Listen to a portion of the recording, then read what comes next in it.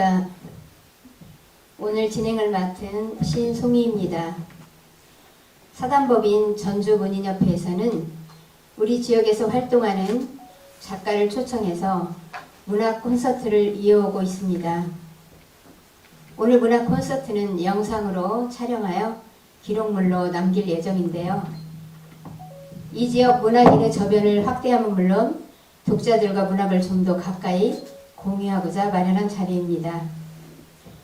이 시간에는 올해 시집 숲을 웃다를 출간한 유성우 시인님을 모셨습니다. 어서 오십시오, 시인님. 안녕하세요. 네. 어떻게 지내셨는지요? 잘 지내고 있습니다. 예전에 시를 많이 썼었는데 요즘에는 시는 잘 못 쓰고 캄보디아 말 그 언어를 배우는데 시간을 좀 많이 투자해가지고 시는 그렇게 많이 못 쓰고 있습니다.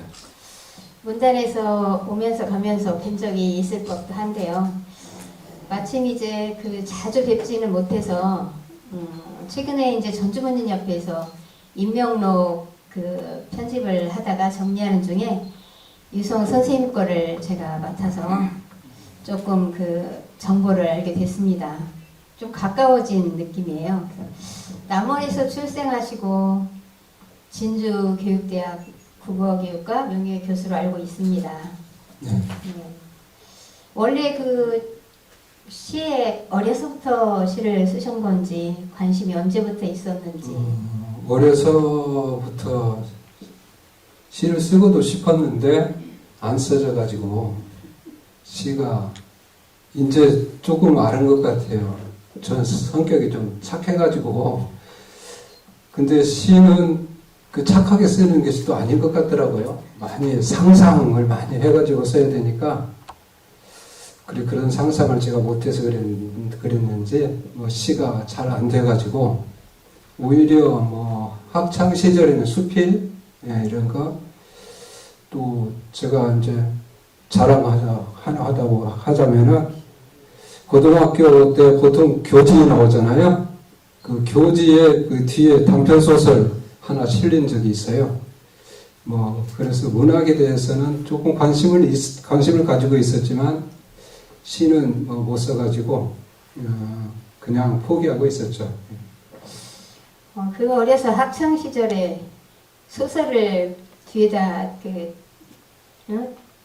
올릴 정도면 대단하시네요. 사실 저도 고등학교 때 이렇게 소설을 이렇게 썼는데요. 삼류 소설을 읽고 써놔가지고 아이들이 엄청 웃고 했습니다.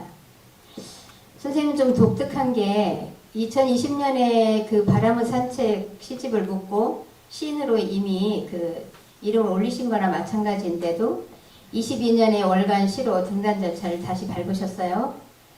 또 아까 사무국장이 말한 대로 회원의 시조 시인으로 이름을 올리시고 행보가 좀 남다르세요. 요즘에 이제 근래에 들어서 시와 시조를 그렇게 함께 많이 쓰고 계시는지요? 시는 시조도 어차피 시잖아요. 정형시니까 일반 시는 자유시고 그래서 어차피 시도 운율이 있어야 되니까 그래서 시조나 시나 크게 다르지는 않은 것 같아요. 그래서 어떻게 쉽게 또 시조로도 등단을 하게 됐습니다. 이제 저 같은 경우는 또는 다른 제 주변의 지인들을 보면 시를 실컷 쓰다가 좀 이제 할 만큼 했다라든가 그럴 때 또 동화나 시조나 수필로 옮겨보고 하긴 하거든요. 그런데 이제 지금 2020년도부터 24년이면은 4년 정도인데 책을 2년마다 갑자기 또 3권이나 엮으시고요. 그래서 그 전에 많이 써놓으셨던 것들을 2년마다 이렇게 묶으시건지 아니면 근래에 들어서 그렇게 글들이 막 쏟아져 나오는 건지 그것도 좀 궁금해요. 예. 우리 시협 회원들이라든가 문협 회원들 중에서는 1년에 한 권씩 내신 분도 있는데 네. 저는 이제 2020년에 그건 이제 오래전에 써서 이제 이렇게 좀 생각하고 있던 것들을 정년 퇴직하려고 하니까 좀 서운하고 그래가지고 그 뭐 시집을 이렇게 묶어서 낸 거고요. 그 뒤에는 지금 한 퇴직한 지 4년 반 정도 됐는데 뭐 이렇게 제가 이제 원래 대학에서는 그 문법 이렇게 그 교육을 이렇게 시키고 또 화법 교육, 문법 교육 그런 걸 시켰는데 이제 문학은 하나의 그 예술이잖아요. 이제 문법은 과학이고 문학은 예술이고 그래서 시를 쓰는 것이 참 그것이 좀 어려웠어요. 어려웠고 또 못 쓰니까 퇴직하고 전주 와서 살면서 이제 뭐 이 바닥부터 새로 시작해야 되겠다 싶어가지고 여러 가지 뭐 신화문예 대학이라든가 또 유연문학 이런 데 가서 공부를 하고 그랬죠. 근데 이제 그럴 때 시 한 편씩 매주 써갖고 와라 이렇게 얘기를 해가지고 되든 안 되든 막 써가지고 그러다 보니까 1년이면은 한 60여 편 정도 이렇게 쓰게 되고 그래가지고 4년 만에 두 번 낸 편이죠. 네, 그러시군요. 그러니까 이제 시집 이전에 아까 문법 얘기를 말씀하셨는데 그런 초등 말하기 듣기 교육론이라든가 문법 교육론 등 다수의 또 책을 출간하신 적이 있으시더라고요. 네. 그리고 그러면 시인님께서는 첫 번째 시집 묶었던 것과 이번 숲을 웃다 네. 이 작품과의 어떤 변화나 작품의 성향이나 이런 차이가 있을까요? 좀 공부를 안 하고 쓴 것과 공부를 하고 쓴 것은 조금 차이가 있겠죠. 저 시라고 하는 것이 보니까 여기에 또 많은 분들이 시에 대해서 저보다 100배 이상 많이 알고 계신 분들인데 뭐라고 이렇게 한마디로 이렇게 하기 그렇고 제가 그걸 이제 비유를 통해서 어떤 김치 이런 비유를 통해서 한번 보다 보면은 맨 처음에 배추 이렇게 해가지고 씻어가지고 이렇게 가르잖아요.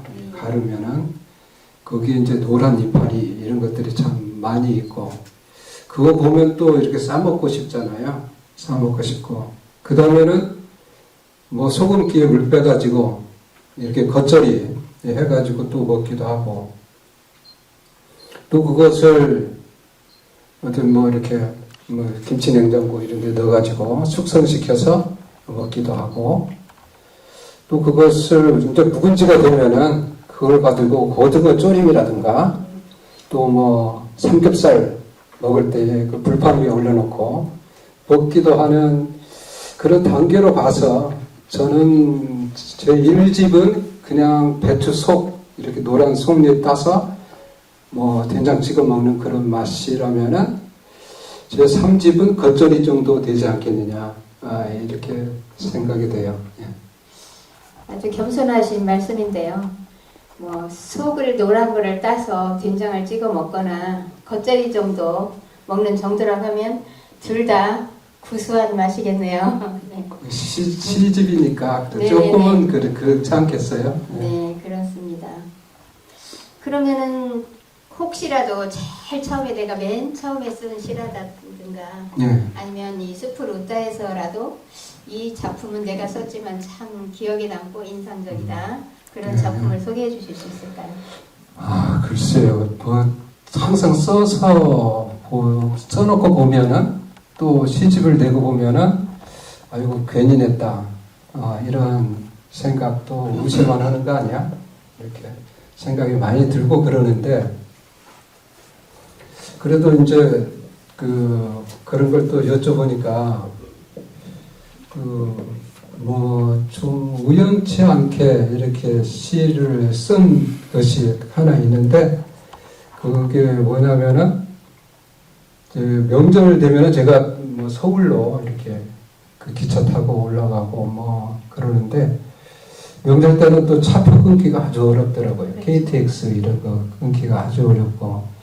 그래가지고 굉장히 빨리 그 차표를 끊었는데, 올라가는 차표를 끊었는데, 내려오는 차표를 못 끊어가지고, 그 KTX 요거 이제 타고 와야죠. 서울에서 빨리 오잖아요. 근데 그리고 그거 안 돼서 무궁화호를 한번 이렇게 그 차표 끊어가지고 타고 내려온 적이 있었는데, 그 무궁화 그 호 타고 올라니까 3시간 반에서 4시간 이렇게 걸려가지고 굉장히 지루합니다. 지루하면서 옛날에는 참 뭐 비둘기호라든가 이런 거 완행 그런 거 타고 많이 다녔었는데, 지금은 그런 그 비둘기호 같은 것은 이제 없고, 또 뭐 저렇게 무궁화호가 제일 이제 하급 있더라고요. 그래서 많이 쉬고 또 차도 오래되고 그래가지고 많이 이제 차가 이렇게 낡았는데, 그래도 이렇게 열심히 또 달리고 그런 걸 보면은 그런 모습을 보면서 이게 그 요즘에 그 아버지들의 이제 모습이구나 이런 생각이 들어서 그게 이제 그 아버지의 늦은 오후라고 하는 제목으로 이렇게 시를 쓴 것이 있습니다. 거기 이제 유인물 나눠드렸었는데, 거기 보시면은 그 2번째 시인데, 그거 한번 방송 해볼까요? 예. 오징어 있어요. 땅콩 있어요. 계란 팔던 비둘기호는 사라지고, 급행으로 다니던 기차 늙어서 낡아버려 완행으로 달린다. 사람들 맞이하고 보내고 맞이하고, 여기 있는 곳이면 앉았다 가고, 젊은 기차 오면 비켜 쉬었다 가고, 곳곳이 닳고 헐고 검버섯이 피었다. 연일고 칸 달고 힘차게 달리던 기차, 칸들은 덜컥거리고 한 칸을 연결하는 관절은 삐거덕거리고 숨은 가쁜 쇳소리를 낸다. 뒷관은 지린내가 나고 휴대폰 충전 플러그도 없는 아날로그. 창가엔 바람이 쌕쌕거린다. 비둘기 날아간 곳으로 갈 때가 됐는데 기술이 좋아져서 고쳤으면 쓸만하다. 안 달리면 녹슬어버려 나름 자존감 높이 깃발을 달고 울컥거리는 몸으로 가쁜 숨을 몰아쉬며 노을길을 간다. 그런 시를 하나 썼던 것이 좀 지루하게 내려오던 서울서 전주까지 길을 조금 이제 그래도 조금 이제 조금 쉽게 내려왔던 것 같습니다. 네, 시는 이제 읽으면 그 광경이 이렇게 스르륵 떠오르는 그 맛이 있는데요. 예전에 그런 완행열차를 탔던 기억이 납니다. 삶은 달걀, 또 대전역쯤에서는 국수를 말아먹고 그랬던데, 요즘에 저도 기차 안 타본 지가 하도 오래됐어요. 그래서 선생님이 이제 그 작품을 쓰실 때 창작 과정이나 혹은 줄여나는 것 이런 식으로 작품이 써진다든가 그런 게 있습니까? 글쎄요. 일단은 그런 게 있잖아요. 시를 쓰려면 저보다 다 이론적으로 잘하시고 그러겠지만 시를 쓰는 것은 그 속에 숨겨지고 감춰진 것들을 한번 찾아내는 거잖아요. 그래서 일단은 뭐든가 한번 좀 익숙한 것은 낯설게 한번 생각해보고, 조금 낯서는 것은 익숙한 것을 한번 생각해보기, 다시 말하자면은 우리에게 늘상 있는 그러한 풀이라든가 뭐 돌멩이라든가 항상 이렇게 주변에서 봤던 것들을 좀 낯설게 한번 생각해 보는 거죠. 다르게 생각해 보는 거. 또 좀 막 생각하기 싫은 것, 예를 들자면 뱀 이런 건 보기도 싫다. 아이고 징그러. 그런 것도 한번 친근하게 생각해 보면은 또 새로운 것들이 보이지 않나 싶어서 항상 그렇게 이제 그 사물이라든가 모든 일들을 한번 보려고 노력하고 있고요. 그런데 그것을 막 순간적으로 막 착 떠올라서 착 하는 것은 그 이태백이나 이렇게 할 거고 모르겠어요. 네, 어떤 분들은 잘 하는지도 모르겠지만 일단은 그런 것들이 있으면은 뭐 이렇게 뭐 초고를 그냥 아무렇게나 한번 써보고 그 다음에 그런 것들을 뭐 좀 부화시킨다고 볼까요? 원래 그 닭이 병아리를 깔 때 21일간 부화시키나요? 이렇게 품고 있고 그러면은 그 다음에 나오잖아요, 병아리가. 그런 것처럼 뭐 내가 이렇게 써놓은 그 초고를 이렇게 품고 생각하면서 뭐 닭이 그 계란을 이리 돌리고 저리 돌리고 하면서 그런 것처럼 그런 것을 이제 이렇게 생각하면서 오랫동안 이제 숙성시키고 연주하고 하시는 것 같습니다. 선생님에게 시는 뭐라고 할 수 있을까요? 제가 잠깐 숲을 웃다에서 시인의 말을 엿보았는데 물론 여기에 다 담겨 있어요. 시는 삶이다. 그냥 삶이 아니라 깊이 관찰된 삶이다. 뉘우치는 삶이고 기뻐해주는 삶이고 아픔을 같이 하고픈 삶이다. 이렇게 선생님과 시가 굉장히 다 누구나 그러겠지만 이제 시가 삶의 이제 도구로 다른 사람들도 그러겠지만 특별히 이 시인님께는 시가 나에게 무언가라고 할 때 뭐라고 하시겠어요? 글쎄요, 저는 시를 통해서 이제 뭐 내 삶을 표현한 것이고 그러한 표현된 것들이 이제 독자들과 공감이 된다면은 어떤 그 새로운 세상을 만드는 하나의 기지가 되지 않겠느냐 이렇게 생각이 됩니다. 네. 아까 뭐 별로 좋아하지 않는 것도 익숙하게 보려는 노력을 하신다고 했는데 그렇다면 모든 것이 물론 실상이 될 수는 있겠습니다만 보통 선생님은 감성이 주로 가닿는 게 있잖아요. 이렇게 시가 되는 것들 모든 것에 다 그게 다 있는지 아니면 특별히 나는 뭐 이런 쪽에 더 감성이 열린다 뭐 그런 것은 뭐 있을까요? 그런 것은 주로 이제 그 사람과 관련된 것들이 제가 이제 주로 많이 생각하는 거죠. 예를 들자면 저는 이제 뭐 어떤 가로등이라고 하는 시를 하나 써본 적이 있어요. 골목에 있는 가로등.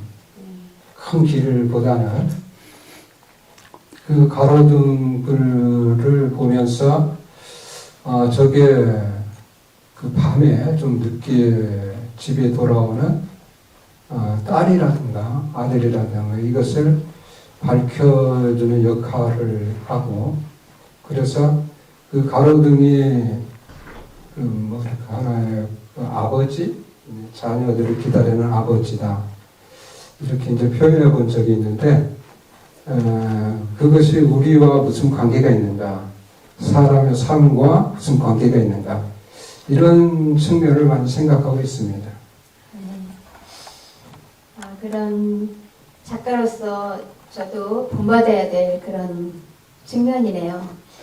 이런 가로등이니 뭐니 살아있지 않은 무생물에게도 연결이 있고 소통이 될 거라는 생각이 듭니다. 앞으로 또 다른 창작 과정 계획 또 어떤 책들을 좀 내보고 싶다는 어떤 창작 계획이 있으신지요? 네, 저는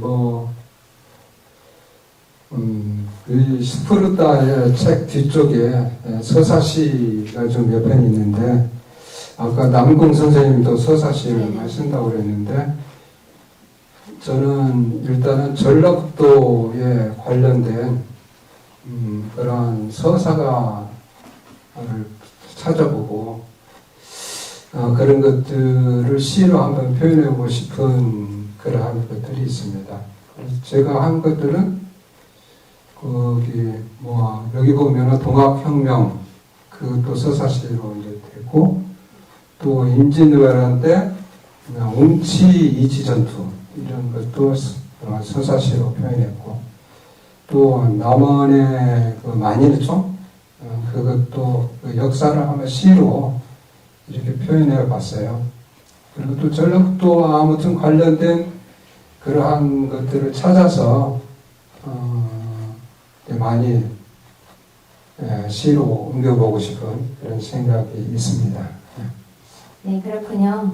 일반적인 서정시는 우리의 그런 감성 쪽을 건드리지만 그래도 역사와 그게 곁들여지면 더 깊고 힘있는 시가 될 것 같습니다.